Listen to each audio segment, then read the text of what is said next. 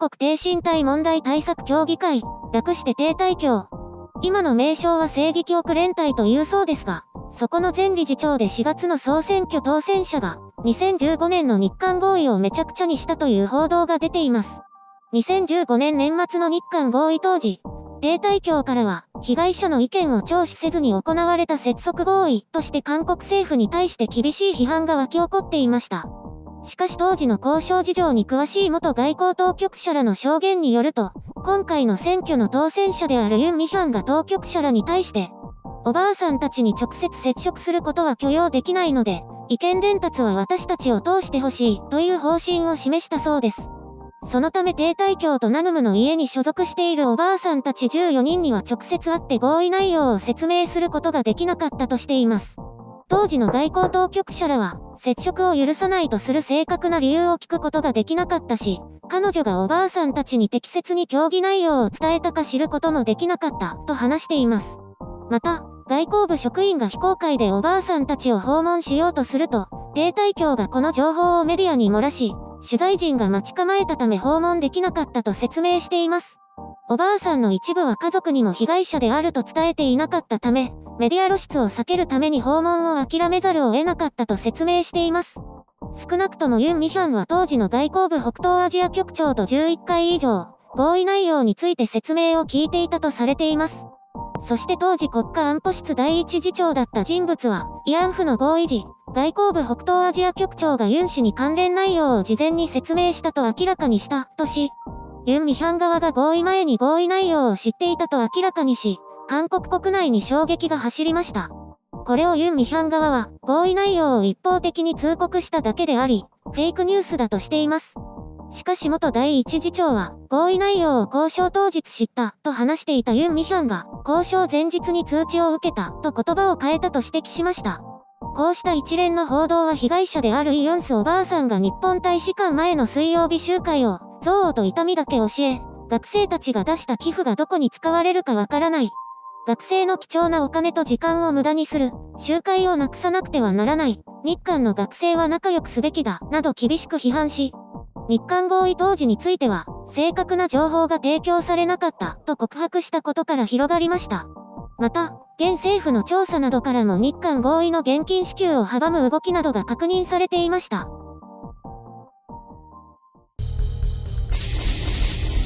編集所官イ・ヨンスという人は、いわゆる慰安婦問題の発端となる証言をした人で、発言のたびに内容がコロコロ変わることを指摘されていた人物でもあります。そのため慰安婦問題を不当にでっち上げた第一人者と称されることもあります。私としては被害者とは言っても、当時の制度の被害者であり、その矛先を今の日本政府に向けたくなるのはわかりますが、どうしようもないことだと思いますね。日本政府も人権を盾にされて、すでに何度も過剰なまでの対応をしたと思っています。人権が絡むと色々という人が大勢いるので厄介になるものです。そんな彼女が低体協、現在の正規記憶連隊の前理事であるユン・ミヒャンを公然と非難して韓国社会に衝撃を与えました。慰安婦被害者たちを政治家になるために利用したとまで言っていましたね。まあこれはそう言われても仕方がないでしょう。与党系の比例枠で当選したんですけど。さらに低体協が主催する水曜集会については反日商売だとバッサリ切り捨てています。これも得てして当てはまるでしょうね。今回の件についてユン・ミヒャン側は、イ・ヨンスおばあさんは高齢のために記憶が曖昧、としていますが、これは日本側が指摘し続けてきたことで、これを今更都合よく利用するのかと思いますね。低体協は村山富一内閣の時のアジア助成基金を受け取って和解しようとした一部の被害者たちを指して、自発的売春婦、と罵った過去があります。自分たちの活動の害になると感じれば容赦なく攻撃していたわけで、こうした被害者中心ではなく政治的理由の行動を牽起して数名の被害者は別の団体を作ったりしたわけです。2015年の日韓合意の際も、被害者47人中36人が日本が拠出した10億円からお金を受け取りたいとすると、ユン・ミヒャンは受け取ってはならないとしたと被害者たちは語っているようです。このうち結局35人は1億ウォン、当時約1000万円を受け取ったわけですけれども、結局団体は被害者のためではなく、団体の政治的立場の維持を最優先してきたわけです。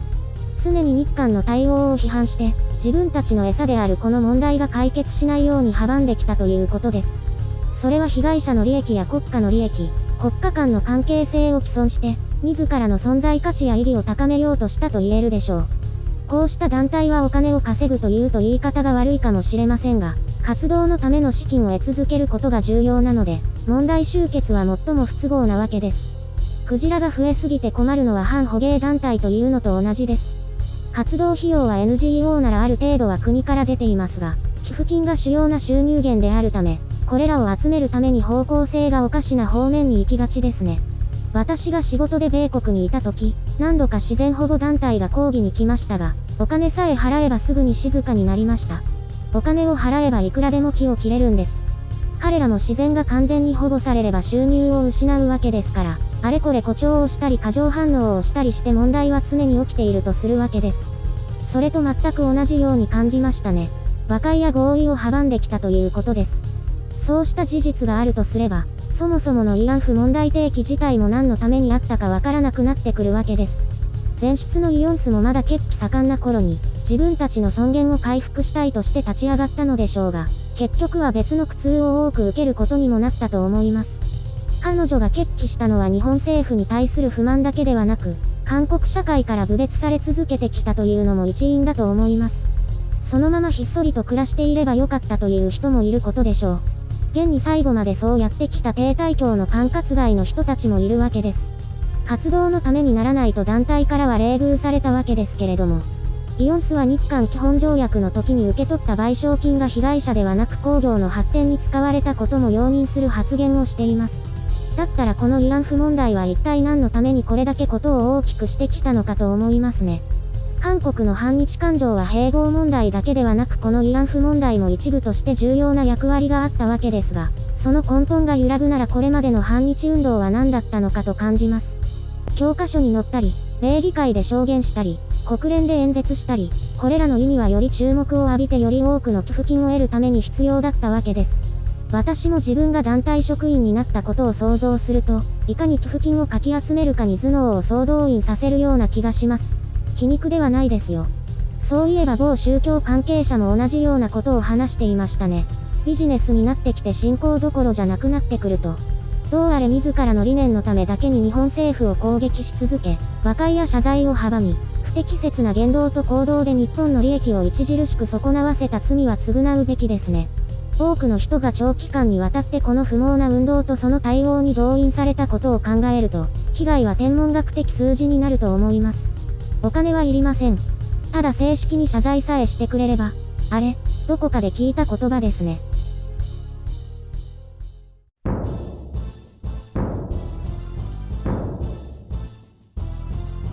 今回は攻めましたね。そう、なんだか今回も尻滅裂で言い足りない気分だけど、原稿を書いたのが深夜だし。なんて言えばいいんでしょう。よかったです。褒めてくれるなんて珍しいですね。いつもはつまらないしか言わないのに。というか、これって大事件ですよね。日本で報道されていますか？今朝新聞で報じられていましたよ。比較的小さいけど。新型コロナウイルス報道のせいで追いやられたんですかね。そういうのが困りますよね。特にテレビは数字重視なのでさらに扱いが小さいでしょうね。で、この問題どう思いますか？なんて言うんですかね。結局韓国の人たちは日韓関係が良くない方がいいんですかね。一部か大部分かは知りませんが、そういう人がたくさんいるんですよ。政治家にもそういう人がいるんじゃないですか？結局あの団体の人たちも若者をああやって扇動しておかしな考えを植え付けているんで。でも若い頃って色々と感化されるんですよね。もう遠い昔だから覚えてないですか？そんなに遠くないけど覚えてない。遠いでしょ。うるさいな。でも、そもそもこの慰安婦問題というのは解決済みであって、韓国では朝鮮戦争の時や米軍慰安婦など同類の問題を抱えているわけですよ。それが反日だかなんだかで、解決済みの日本に対する問題だけ顕在化したんです。もはや何の目的でかわかりませんが、あの団体によってメディアや政府が動かされてここまで来て、逆に他の慰安婦問題は小さくなってしまったわけです。帝大教って一応女性団体なんですか？そう認識して良いかと思います。そして挺身隊と日本軍慰安婦問題を扱っているので、他の女性の権利については扱わないんです。いろいろやるとブレちゃうからですかね。本当は関連団体と結束して問題を扱うべきなんでしょうけど、ある意味成功しちゃったんで独立して運動しているような感じですね。あ、でも連携が全くないわけではないですよ。日本人としては、そういう団体はなくなってほしいですけど、ああいう運動も、結局韓国にとっても利益にならないですよね。彼らの主張する利益がもはや何なのかわからないです。私ももはやよくわからないです。もしかして内容が？はい。いつからなのよ？結構前から自分でも何を言っているかよくわかりません。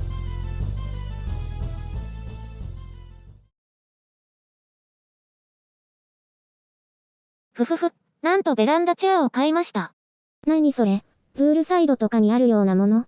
お庭の木陰にあるようなものです。木じゃなくて樹脂ってこと？樹脂？木ではないです。なんて言うんだろう。ナイロンみたいな。化繊ね。化繊？化学繊維ね。よくわからないけどそんな感じです。よくわかってないようだけど多分合ってるから。それでベランダで日光浴でもするの？しないですよ。お外でコーヒーを飲みながら本を読んだりするんです。気持ちいいですよ。ベランダ好きだね。私はあんまり出ないけど。うちはベランダが広いから楽しいんです。それが自慢だもんね。でも日焼けしないの？日陰だし、日焼け止め塗ればいいじゃないですか。私ベタっとするのが嫌いなんだよね。洗い落とすのも大変だし。ほとんどしないですよね。でもお肌真っ白ですよね。紫外線は必要最低限しか当たらないから、窓越しで十分。キャラクター的な問題で肌の色が違いますけど、本物ゆるりんは驚くほど生っ白いんですよ。なんでだろうね。お外に出ないからじゃないですか？それもあるかもしれない。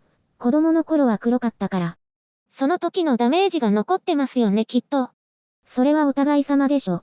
子供の頃から知ってればね。私は子供の頃から真っ白だったのでダメージの蓄積はないと思います。時代なのかな。子供の頃は日焼け自慢みたいなのがあったんだよね。時代ですね。